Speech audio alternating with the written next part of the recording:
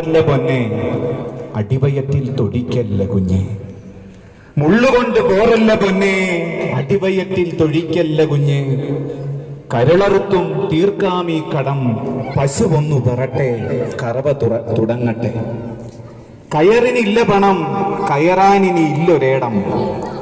പണ്ടേ മൂത്തതിന് പാതി പതിച്ചു കൊടുത്തതല്ലേ, മറുപാതി നാട്ടിലുള്ളോരറുത്തെടുത്തില്ല. മുള്ളുകൊണ്ട് പോറല്ല പൊന്നെ, അടിവയറ് കാലിയാ കുഞ്ഞ്.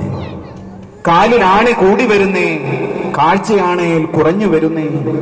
അടുത്ത മാസം ഉറപ്പ പശു പെറുമെന്നേ, പെറ്റാൽ കടം തീരുമെന്നേ. പോയി അടുത്ത മാസം വായോ, കാര്യം അപ്പോൾ തീരുമാനിക്കാമേ.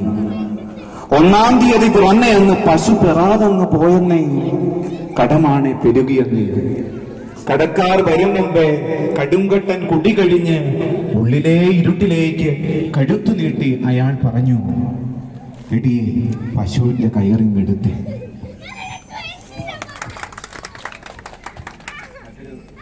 മറ്റൊരു കവിത, അത് പരാതം എന്നാണ് കവിതയുടെ പേര്. വീട്ടുമുറ്റത്തെ മൂവാണ്ടൻ മാവിലേക്ക് ഒരു നാൾ ഇത്തിൽ കണ്ണി നാണമില്ലാതെ പടർന്നു കയറി. വീട്ടുമുറ്റത്തെ മൂവാണ്ടൻ മാവിലേക്ക് ഒരു നാൾ ഇത്തിൽ കണ്ണി നാണമില്ലാതെ പടർന്നു കയറി. മാവ് അതിന്റെ മര്യാദ കൊണ്ടാവാം, ഇതിലൊന്നും പറഞ്ഞതുമില്ല. പുളിയുറുമ്പുകൾ നിരയായി നീങ്ങാറുള്ള ശിഖരങ്ങളിലേക്ക് ഇത്തിൽ മെല്ലെ വേരുകളായി. അത് പോരാഞ്ഞിട്ട് പലരും കാണെ മാവിനെ കെട്ടിപ്പുണർന്നുകൊണ്ടേയിരുന്നു. മാവിനാണെങ്കിൽ മറ്റുള്ളവരുടെ മുഖത്തേക്ക് ഇനി എങ്ങനെ നോക്കുമെന്നായിരുന്നു ആശങ്ക. എങ്കിലും ക്രമേണ ഇത്തിളിന്റെ സ്നേഹലാളനയോട് പൊരുത്തപ്പെട്ട് തനിക്ക് കിട്ടിയ ഭക്ഷണം അത്രയും അതിന് കൊടുത്തിട്ട് പരാതിയൊന്നും കൂടാതെ മാവ് പട്ടിണിയിരുന്നു. കിട്ടിയതൊക്കെ മുതലാക്കി ഇത്തിൽ വളരുകയും അതിനൊത്ത് മാവ് തളരുകയും ചെയ്തു.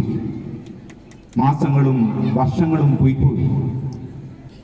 പതിവായി പൂക്കാറുള്ള മാവിപ്പോൾ കാര്യം പന്തി എന്നറിഞ്ഞാവാം ഇത്തിൽ അടുത്ത മരത്തെ നോക്കി ഒരു കള്ളപ്പുഞ്ചിരി പാസാക്കി. Thank you. ഇനി എനിക്ക് തോന്നുന്നു എല്ലാവരും കവിത വായിച്ചു കഴിഞ്ഞു. തീർച്ചയായിട്ടും ഇനിയും കവിതകൾ നിങ്ങൾ ആവശ്യപ്പെടുന്നതനുസരിച്ച് കവിത ചൊല്ലാനുള്ള അവസരങ്ങൾ ഇനിയുമുണ്ട്. എനിക്ക് തോന്നുന്നു ജനാധിപത്യത്തിന്റെ ഇടമാണ്.